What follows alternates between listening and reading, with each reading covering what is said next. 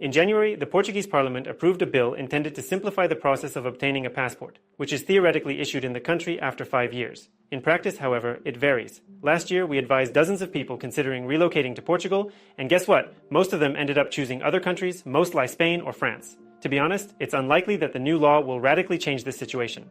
But let's take a look together at Portugal's pros and cons, the current situation, and what's happening with the immigration policies. For many years, Portugal was considered a sort of Spain on a budget.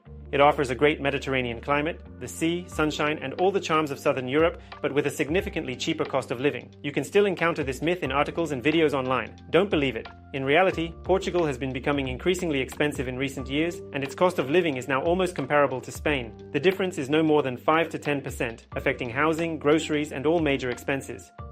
Certainly, Portugal still has its advantages, such as the passport that you can apply for after just 5 years of living in the country. Portugal allows dual citizenship, so you won't have to renounce your previous passport when obtaining a new one. Unfortunately, in recent years, Portugal's immigration service has been severely overloaded, leading to residence permit issuance times extending on average up to 8 to 10 months, and in some cases up to a year or more. So people end up stuck in uncertainty for a year, not knowing if their residence permit application will be approved. Consequently, the 5-year passport timeline is not actually 5 years. You have to wait for the residence permit for up to a year, and then wait some more while your citizenship application is processed.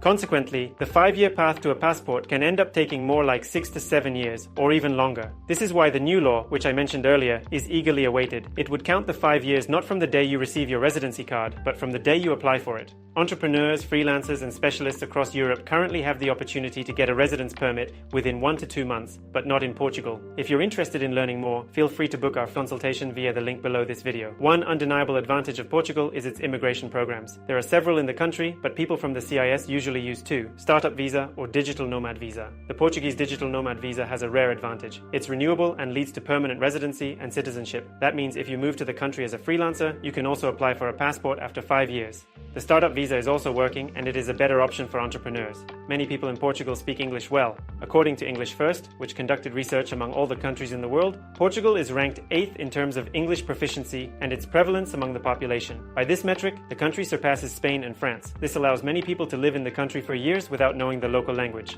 Most start learning Portuguese only when it comes time to apply for citizenship, for which you need to prove A2 level proficiency in the language. The Portuguese passport is one of the best in the world, ranking 3rd.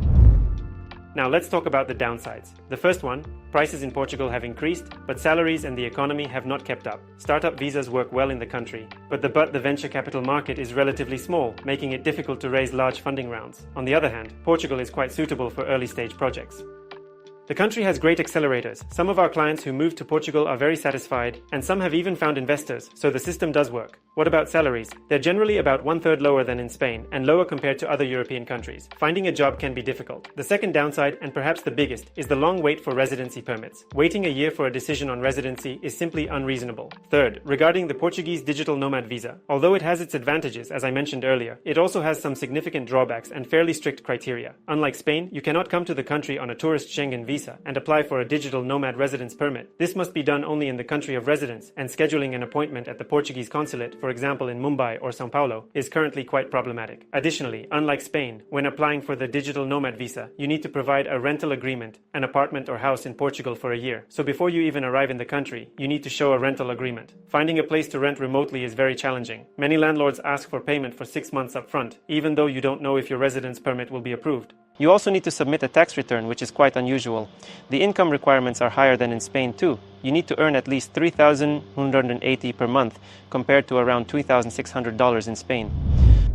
Certainly it's great that you don't have to give up your native citizenship, but countries like France, the UK, and Germany also allow dual citizenship. In France, the UK, the Netherlands, and Germany offer a genuine 5-year pathway to citizenship without having to wait a year for a residency card. The Portuguese digital nomad visa looked good 2 years ago before the Spanish one, but now we have a comparison, and we see that it's significantly more expensive and complicated, although there seem to be no adequate reasons for this. It appears that the Portuguese are just a bit behind the Spanish. At the same time, the Portuguese startup visa is quite attractive in almost every aspect, except for the limited amount of venture capital available in the country and once again the long wait for residency permits. But of course you need to present a project and prove its innovative aspect, which is important. 2 years ago, Portugal was one of the most popular destinations for immigration and relocation. Prices were lower and residence permit processing times were shorter. Now the situation has changed. Instead of Portugal, people are more often choosing Spain. Spain offers a great startup visa and an improved digital nomad visa, and you can receive a residence permit card in just 1 or 2 months. It's also important to remember that Portugal is not the only country in the European Union where you can apply for citizenship after 5 years. So let's talk about alternatives. In 2023, Spain, the UK, France, and the Netherlands were the most popular choices. These countries also have excellent immigration programs, offering various options for entrepreneurs, professionals, digital nomads, and more. Spain is the most frequently chosen, perhaps because of its similarities to Portugal. France ranks second, and the UK comes in third, according to our internal data at Movely. Feel free to book our consultation via the link below this video, and we'll help you choose the best country and program that suits your specific case.